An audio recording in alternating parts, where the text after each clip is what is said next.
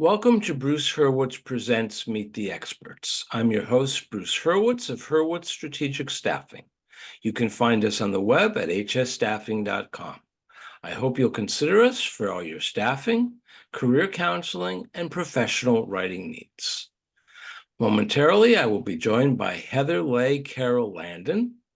We will be discussing paranormal science. Meet the Experts is sponsored by P&K CPAs. P&K is a full-service accounting firm. They provide accounting and consulting services to businesses ranging from startups to small and mid-cap companies to nonprofits, as well as high net worth individuals. Contact them today for a free consultation at info@pk-cpas.com or call them at 973-882-8810. They will be happy to be of service. Heather, welcome to the show. Oh, thank you for having me. How are you today? I am a little off, apparently, seeing that we had to do the intro twice, and I just revealed your contact information a little bit early. But that's the beauty of doing this live, which is what I like. Exactly.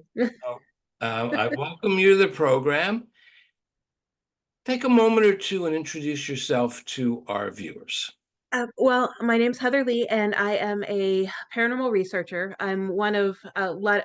The thing about the field that I'm in is a lot of people want to try to do it full time, but only a few actually can do it full time without having a part-time job on the side.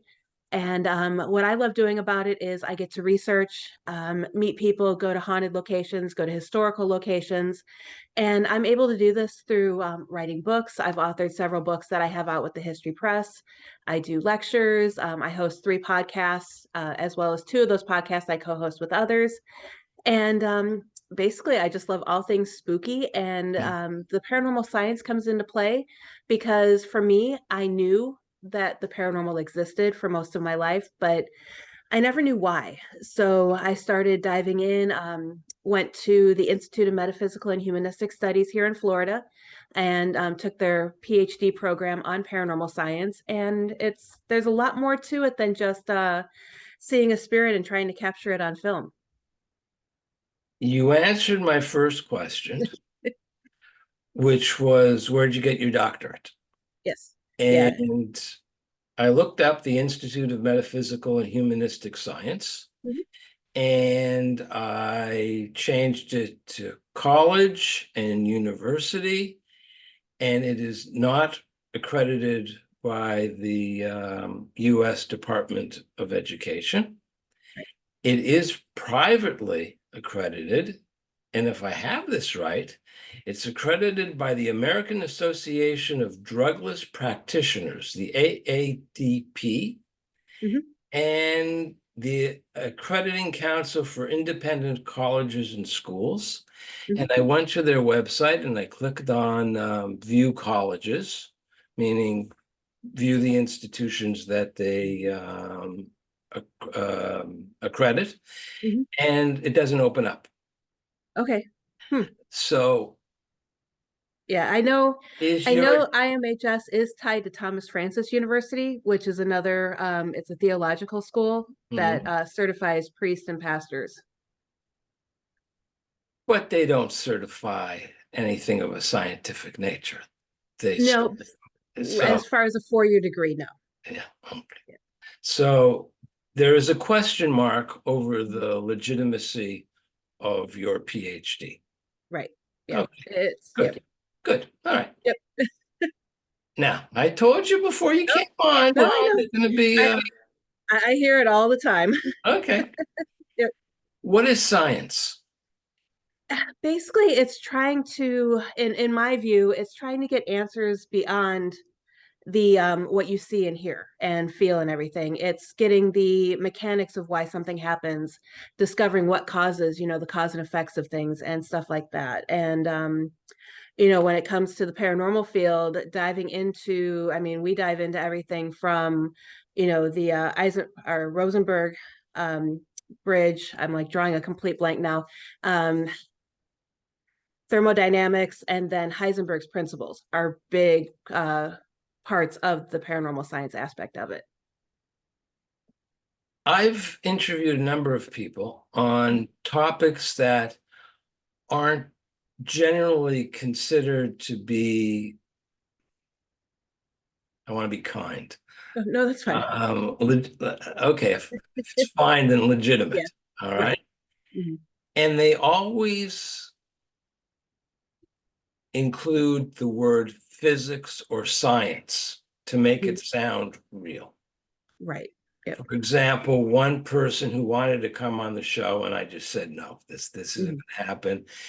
He has this service where he heals people through light. They send him their photograph, Mhm. and he says that this works because on the quantum level, a particle can be in two places at the same time, and therefore he doesn't have to actually meet the person or touch the person, come into contact with the person. A photograph is enough. Right. And that was the limit to what I was willing Mhm. to accept. Yeah. You're I've heard wrong. that before. Yeah. I personally don't Uh-huh. believe in that. Yeah. I do believe that there's several layers of quantum mechanics, quantum physics, and all of that that we don't understand yet, which is why it's taking a ton of research to just get to where we're at today. Now, people kid around about ghosts. And I'm sure you have heard of and maybe even seen the movie Ghost Hunters. Oh yeah. And I'm sure you're fed up with people saying to you, who are you going to call? Yep. And I'm sure you don't like the fact that people say to you that when they did a, not a, is it a sequel that when they made when they redid the movie with women as the Ghostbusters, it was a total flop. I like that one better though. All right. I'm one of the few. I didn't see it, so I'm not judging. I Yeah. only know that it was a flop, Yeah. which probably doesn't have anything to do with the fact that they were women, but the fact that most sequels are awful, Yeah. which is why no one would dare do a sequel of Casablanca, Gone with the Wind, or The Maltese Falcon. Yep. Could you imagine that? No, no. And I once got into a debate with someone about the death penalty. Hmm. And I don't know why I thought of it. I said to him, he was a movie buff. It Hmm. wasn't his profession, but it was a movie buff. And I said, well, what would you do to somebody who wanted to colorize Casablanca? And without batting an eye, he said, I'd put him up against the wall and shoot him. No. Now, Lincoln is supposed to be roaming the halls of the White House. Hmm. Yep. There are homes that are tourist attractions Hmm. for if you want to spend the weekend with ghosts. There are places for people to go to be scared. There are people who like to be scared. And how do you convince somebody that this is real and not just silliness? Right. And that's the hard part because there is so much going on in the world today. Like, like you said, these entertainment venues for ghost encounters and all of that stuff. A lot of them are fake and frauds. A lot of them sensationalize the field, which, it's going to happen. I get it. But it kind of gives a bad sense to people. And it's not so much that they don't believe in ghosts, is that they see what others are doing and they hear about what's happening in the field. So what I end up doing is I'll take someone to a location with me that I know is haunted, that I've had personal experiences at, and that we've actually collected different data via whether it's an EMF, photo evidence, or anything like that. And we bring that person there and wait for them to have their own experience. Show them what an authentic paranormal investigation is like, show them that it's not sitting in the dark laughing and having fun. And I always say that the one of the best parts about being in this field is that moment when a skeptic or a non-believer has that first experience and turns into a believer because they can't explain what happened to them. What is EMF? Electromagnetic fields. In theory, I'm still torn on it because we're always surrounded by the field electromagnetic. And but in theory, when ghosts manifest, they pull energy from the environment. So where they're at, there's supposed to be spikes in electromagnetic energy, which you can pick up with a K2 meter, a tri-field meter, or even it's called an Eddy Plus, which picks up a whole bunch of different environmental conditions, including the EMF detection. So sort of like a Geiger counter. Similar to that. And actually, some paranormal investigators, I know people who are with the Center for Paranormal Research in Virginia, and they actually have picked up radiation spikes when paranormal activity occurs. What is paranormal activity? By definition, it's anything that is not normal to us. So unfortunately, my goal, I mean, not unfortunately, but my goal is to make paranormal, I guess, normal. But what else are we going to call it? But it's basically trying to something that happens that isn't part of our everyday lives. So of course, ghosts don't happen every day, even though I believe they're around us all the time. It's just trying to put a label on something that you just really can't explain quite yet.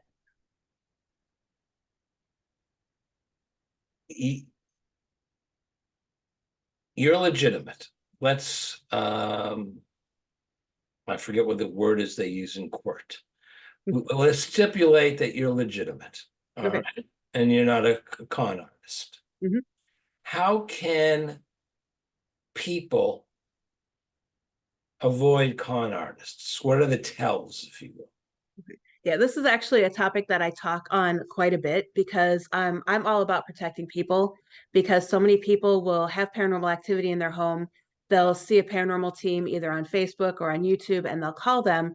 And then this team comes to their house, they do an investigation, they either cause damage to their home, make the paranormal activity worse, or don't do any help whatsoever because they're just in it for the thrill. They're not really in it to help others. So the first thing I always tell people is to ask the team how long they've been practicing, ask them what type of equipment they use, if they use any, because I know a lot of teams that don't use equipment. They just go in and kind of document what's happening.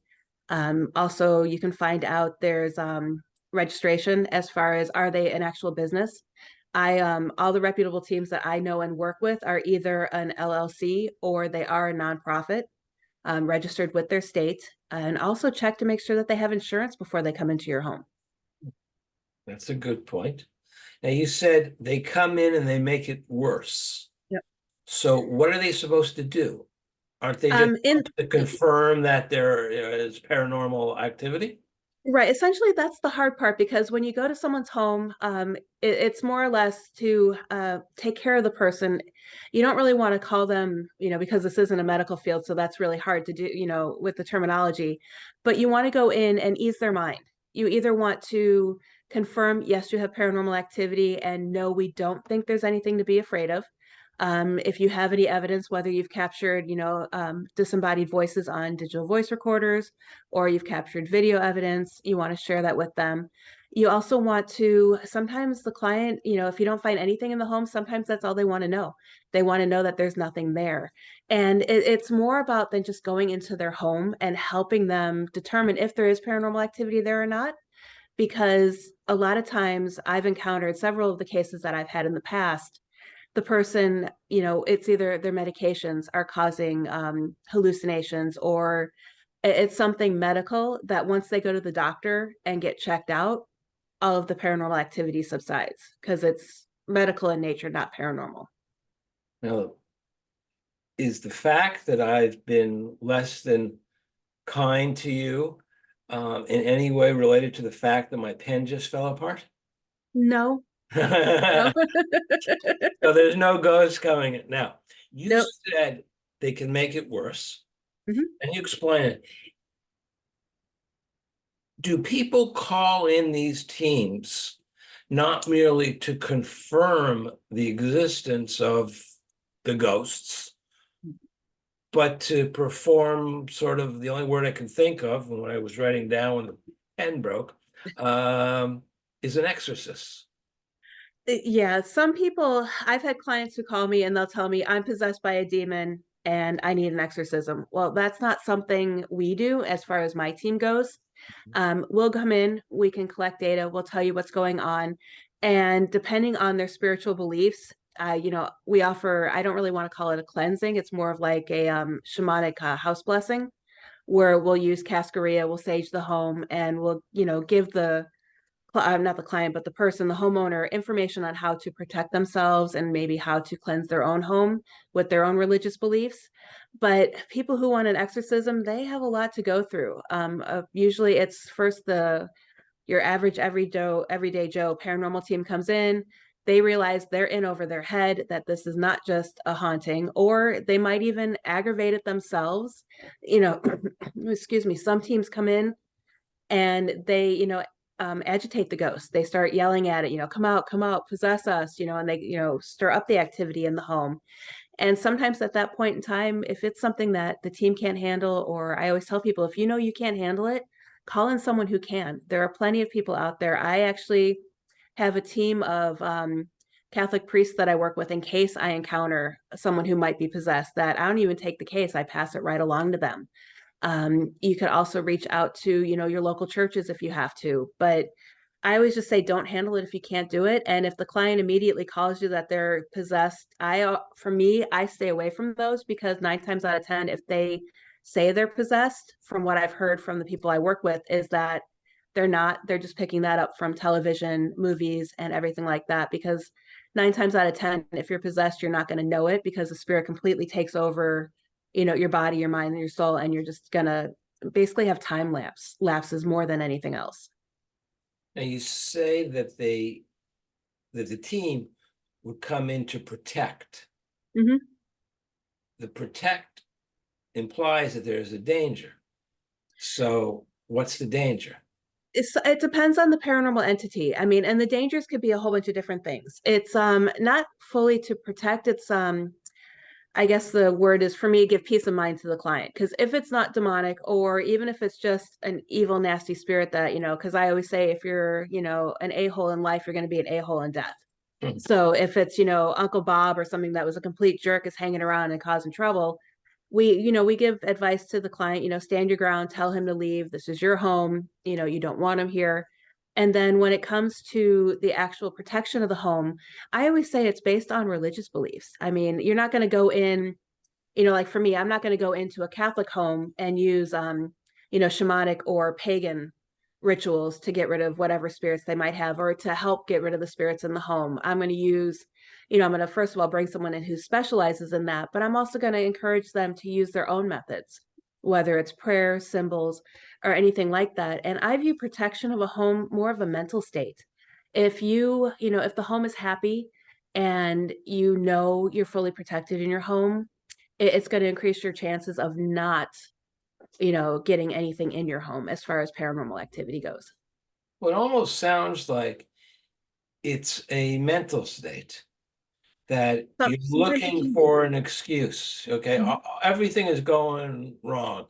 Mhm. I mean, I was being facetious. The pen Right, broke, and therefore there's a ghost. All right. right. But in all seriousness, you could have somebody who is facing real serious problems. Everything is going wrong for them, for their family, problems with the structure in which they live, Mhm.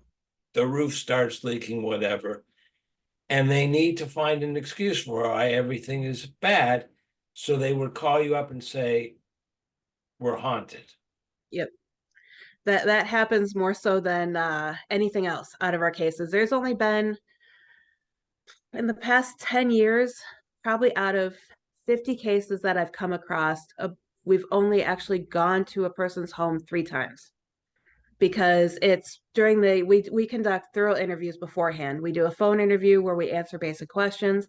We do a video interview like this so we can see the client and we get to know them before we even ever attempt to go to their home. And that's more for our safety and their comfort as well.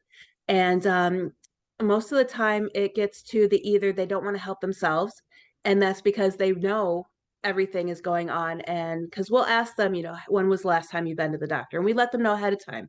If you don't want to answer our questions, then we're not the right team for you, but we need to know certain information so we can either help you with the paranormal activity or guide you to the proper person to help.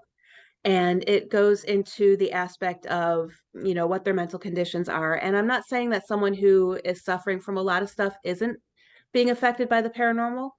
It Paranormal seems to be attracted to that type of thing, so they could easily attract it as well. And it's a cycle, and it's so hard to determine between if it's life circumstances, health conditions, mental conditions, or actually paranormal.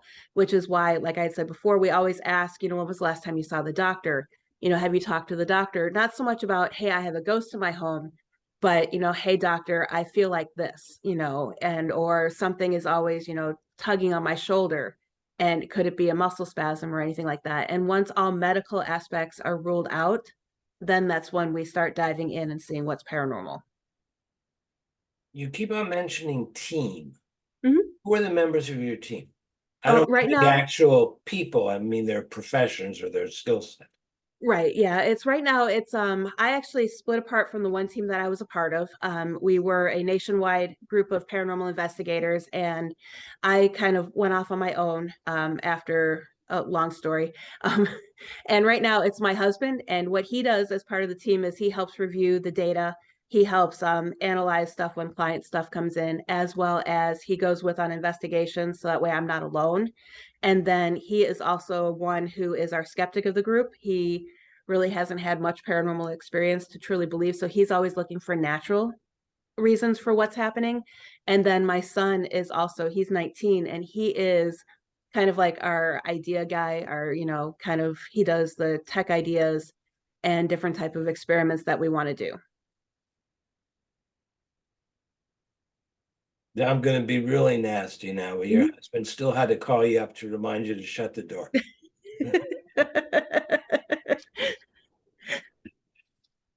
Usually I promise people I'm going to be nice, but I give you credit for doing this.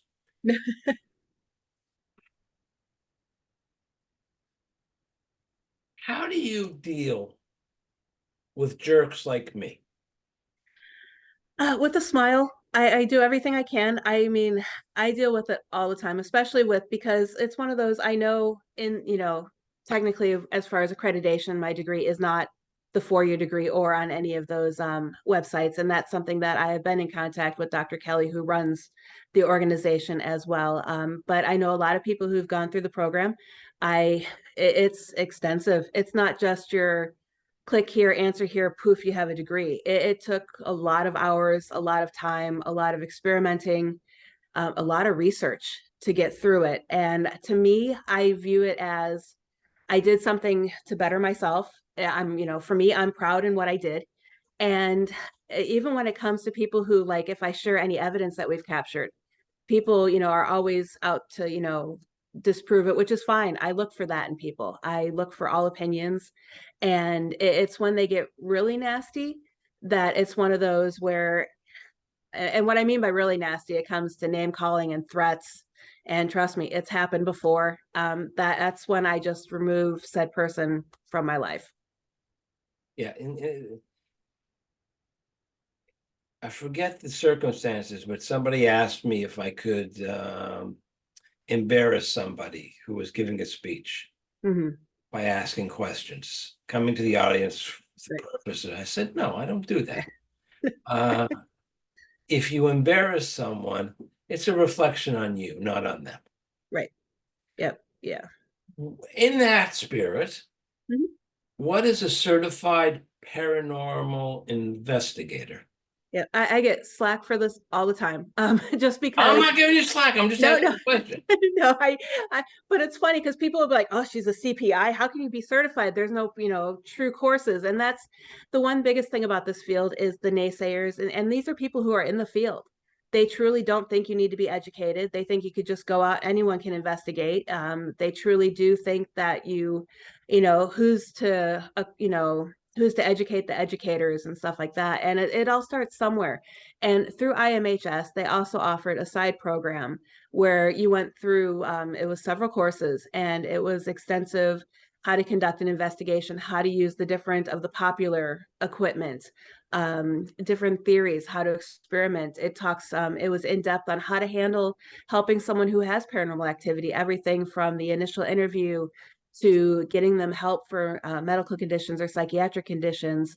When you call, the authorities for, not so much that we're, mandatory reporters or anything like that, but if you come into a situation and you realize there is abuse in the home, how to recognize the signs for that and when to report it. It also gives, it was I guess you would say, a crash course in psychology on how to identify certain conditions and situations so to refer it, not so much that we can offer advice, but so we can know how to and who to refer it to. And then also it was everything from reviewing the evidence to creating reports and then also documenting our evidence so we could compare with others. That's interesting. It reminds me of a time when I was hired to write a grant for a library, Mhm. and a public library. And I was shocked. They asked me if I knew what the most important function of a library was. And I said, to make knowledge available to the public. This was Mhm. before Google. And they said, no, Oh. it's to provide a safe shelter for abused children. Oh. And that totally changed the emphasis of the grant. Mhm. Anyways, Yep. what is EVP? It's electric voice phenomenon or electronic voice phenomenon also. And that's basically a ghost voice that you capture on either audio or a video recording. Okay. So a certified EVP technician is someone who knows how to use the equipment. Not only just the equipment, but the analyzing tools, the different program softwares. Mhm. And we did everything from listening to recordings forward and backward and how to change, the different things. And it was all the ins and outs of the different tools. I'm laughing because when I was in grade school, Mhm. we had a teacher, and when we got into class, he had set up recording devices Mhm. on his desk. And the entire class was devoted to playing Beatles records backwards to uncover clues that were hidden in them. And we got, let's just put it this way, we got a new teacher the next day. So, all right. So your certifications are all through this through the Institute of Metaphysical and Humanistic Science. Yes. Yeah. Mhm. Yep. We're coming up to a half hour. So now I want to properly show your contact information. And before I let you go, Mhm. is there anything that I did not ask you that you wish I had asked you? And if I had asked you, what would you have said? Oh, wow. See, what I liked about this interview is it was so not the typical interviews I do. So I love it. Thank you, first of all. You're most Um, welcome. but the one thing is my upcoming book, and I do have one coming out March 25th. It would be my fourth book in this series, and it is Haunted Florida Ghost Towns. Very nice. And is the tourist board happy about this? They haven't said anything negative about it yet. Why should they? Heather, thank you so much. I give you a lot of credit for doing this. Oh, thank you so much. Have a great day. It's my pleasure. I'm Bruce Hurwitz. Thank you for watching. And as always, please stay focused on success.